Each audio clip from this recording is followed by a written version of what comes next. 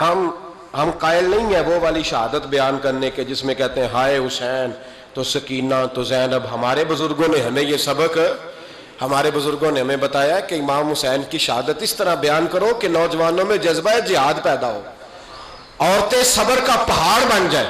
اس طرح شہادت ہم وہ والی. لیکن ایک بات ضرور ذہن میں رکھیں، یہ جو لوگ کہتے ہیں نا بڑے مظلوم تھے پانی نہیں آ سکا، میرے سے حوالہ دیکھے جس نے دیکھنا ہے، میرے سے حوالہ دیکھے. میرے سے حضرت امام حسین میدان کربلا میں تھے تو تھوڑی سی جگہ کھود کے نا امام حسین نے تو خندق کھودی. خندق کھودنا عرب کا رواج تھا، مدینے میں بھی خندق کھودی گئی، اس کا نام ہی جنگ خندق. تو خندق کھود کے نا آگ جلائی جاتی تھی، یہ حفاظت کا ایک ذریعہ تھا تاکہ دشمن نہ آئے. تو امام حسین نے اپنے خیمے کے سامنے خندق کھود کے اس میں آگ جلائی تاکہ پردہ رہے، عورتوں کے پاس کوئی دشمن نہ آئے. تو ایک شخص سامنے کھڑا ہو کے کہنے لگا حسین تو نے دنیا میں ہی آگ جلا لی ہے. معاذ اللہ ثم معاذ اللہ. کہنے لگا آگے تو آگ ملے گی، یہاں جلا لی ہے. تو امام حسین کہنے لگے میں حکم دیتا ہوں آگ کو کہ تجھے ابھی پکڑ لے. لوگ کہتے ہیں مظلوم تھے، میں حکم دیتا ہوں آگ کو تجھے ابھی پکڑ لے. یہ لفظ امام حسین نے کہے. میں 3 کتابیں تو میری لائبریری میں ابھی ہیں جن میں حوالہ ہے، 3 کتب سے، اور آج کل پرسوں کی کتاب نہیں، سینکڑوں سال پرانی. جب کہا نا میں حکم دیتا ہوں تو وہ آدمی گھوڑے سے نیچے گرا، گھوڑے سے نیچے گرا اور گھوڑے کی رکاب کے اندر اس کا پیر الجھا. گھوڑا ڈر کے اتنا دوڑا کہ جا کے اس آدمی کو آگ میں پھینک دیا. امام حسین کے سامنے جل کے مر گیا. یہ حسین ابن علی ہے. یہ ابھی حکم دیتے تو فرشتے ابھی آ جاتے، یہ ابھی بات کرتے تو ساری دنیا کی فوجیں ابھی اکٹھی ہو جاتی. یہ ابھی حکم دیتے تو ابھی آ جاتے. اور سنو، اگر جناب اسماعیل کے لیے دمبا آ سکتا ہے تو وہ تو حضرت ابراہیم کے بیٹے تھے، اور یہ تو مصطفیٰ کی اولاد ہے، ان کے لیے کیا کچھ نہیں ہو سکتا. لیکن امام حسین نے پسند کیا تھا کربلا کے جہاد کو، اس کو پسند کیا تھا مولا علی نے، وہ اپنی پسند پہ تھے. کوئی آدمی اس طرح نہ بیان کرے کہ بڑے مظلوم تھے تو بڑی مشکل میں تھے تو بڑا روتے تھے بڑے. اور کوئی شخص ایسی بات، بیبیوں کے مصائب پڑھ رہا ہوں، وہ اور بیبیاں ہوتی ہیں جو ہائے ہائے کرتی ہیں، واہ بیلا کرتی ہیں. یہ میرے نبی کا خاندان ہے، یہ میرے نبی کا خاندان ہے، نبی کا خاندان. میں حوالہ دکھاؤں گا، مجھ سے سنو حوالہ. حضرت سیدہ زینب نے سارے جنازے دیکھے، بھتیجوں کو، بھانجوں کو، سب کو شہید ہوتے دیکھا. عورتیں ڈرتی میت کو ہاتھ نہیں لگاتی، چیختی ہیں بیبیاں. لیکن حضرت جناب زینب نے پتہ کیا دیکھا تھا؟ وہ سننا ذرا. امام حسین کی لاش مبارک کربلا میں پڑی تھی اور امام حسین کا سر کاٹ کے نیزے پہ چڑھایا گیا تھا، اور وہ بیبیوں کے سامنے خالی سر چڑھ رہا تھا، اور سینکڑوں میل کا سفر کر کے دمشق کے بازاروں سے گزرتا وہ سر گیا. آج میں سر کی بات نہیں کرتا، سر کی. آپ مرد ہیں، جوان ہیں سارے، یہاں کسی کا کٹا ہوا ہاتھ پھینک دیا جائے نا، ہاتھ تو لوگ چیخے مار کے دوڑ جائیں گے.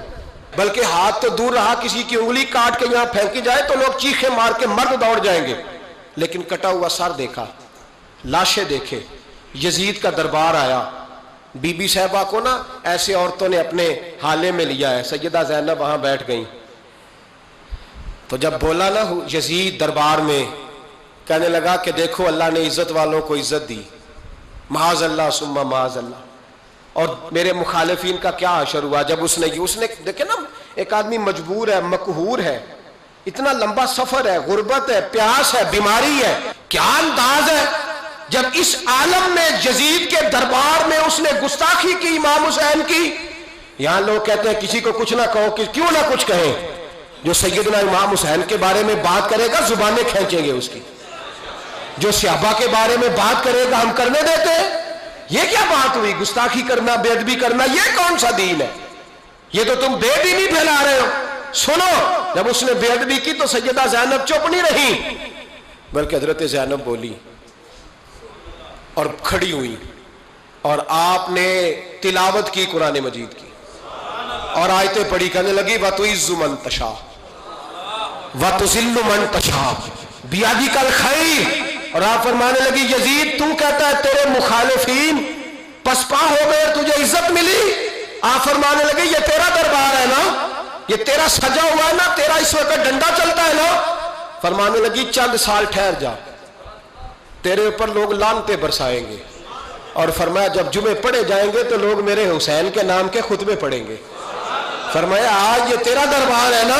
حضرت نعمان بن بشیر صحابی رسول تھے، وہ کہتے ہیں میرے قریب ایک نابینا صحابی بیٹھا تھا، سنو سنو حوالہ میں دکھاؤں گا۔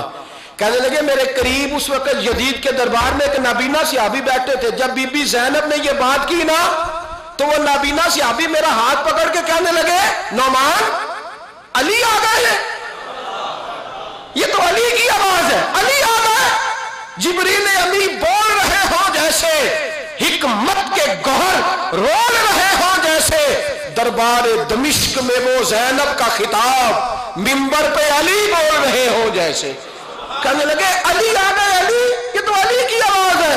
جناب نعمان بن بشیر کہنے لگے نہیں، علی جب بولتے تھے تو بڑا رنگ ہوتا تھا، ابھی تو زینب کھل کے بول ہی نہیں رہی، ابھی تو زینب ستائی ہوئی ہے، ابھی تو زینب زخم کھا کے آئی ہے، ابھی تو زینب پیاسی ہے۔ کاش زینب تر و تازہ ہوتی تو زینب خطبہ پڑھتی تو علی کی طرح گرجدار آواز نکلتی۔ یزید کے محل کانپتے، جبریل امی بول رہے ہوں جیسے، حکمت کے گوہر رول رہے ہوں جیسے، دربار دمشق میں بی بی زینب کا خطاب منبر پہ علی بول رہے ہوں جیسے۔ وہ مسکینوں کی طرح منتیں نہیں کر رہے تھے، ہائے پانی ان کا مزاج ہی نہیں تھا، بلکہ وہ دلیر لوگ تھے، دلیر، اور بر موقع بر محل بولتے تھے۔ یزید آیا دربار میں، جب یہ سارا قافلہ وہاں پہنچا تو یزید دربار میں آیا، اور جب وہ دربار میں آیا تو بادشاہوں کا طریقہ ہے، گاڑیاں اب ہمارے بادشاہوں نے روٹر والی گاڑیاں رکھی ہوئی ہیں، وہ یوں یوں چلتی ہیں، شور ہوتا ہے پیچھے۔ اس زمانے میں کہا جاتا تھا با دبا ملاحظہ ہوشیار، پیچھے ہٹ جاؤ پیچھے ہٹ جاؤ، نعرے لگنے لگے۔ تو یزید کا ایک ناخلف بیٹا امام زین العابدین سے کہنے لگا تیرا باپ کہاں ہے؟ دیکھ یہ میرے باپ دادا کے نعرے، دیکھ میرے باپ کے نعرے، تیرے کدھر ہے؟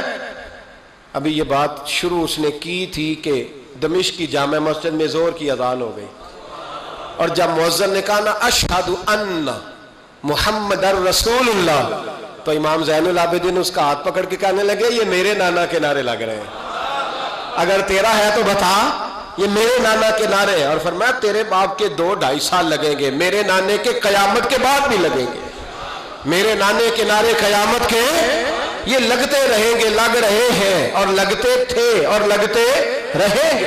میرے بھائی یاد رکھو، دلیری، ہمت، پہلی بات ان سے پیار کرنا ہے، دوسرا ان کی ہمت، ان کا مقام دلیری کرنا ہے، ان کا کام ہمت کرنا ہے، ان کا کام ڈٹ جانا ہے، کمزوری دکھانا اہل بیت کا طریقہ ہوتی۔ حضرت عباس کے بازوؤں میں درد ہوتی، جناب زینب پھر پریشان ہوتی ہیں کہ ہم تو اس بے حیائی کے خلاف لڑے اور امت ابھی یہ گند کر رہی ہے۔ جو چوکوں میں کھڑا ہوتا ہے نا عورتوں کو تاڑتا ہے، وہ یزید کے طریقے پہ عمل کرتا ہے۔ یہ دلائل ہے، آپ سوچ لیں، اندازہ کر لیں کہ ہم نے کس جماعت میں کھڑے ہونا ہے، اس لیے گند سارا نکالیں۔ امام حسین کا ایک پیغام آج اپنانا بڑا ضروری ہے۔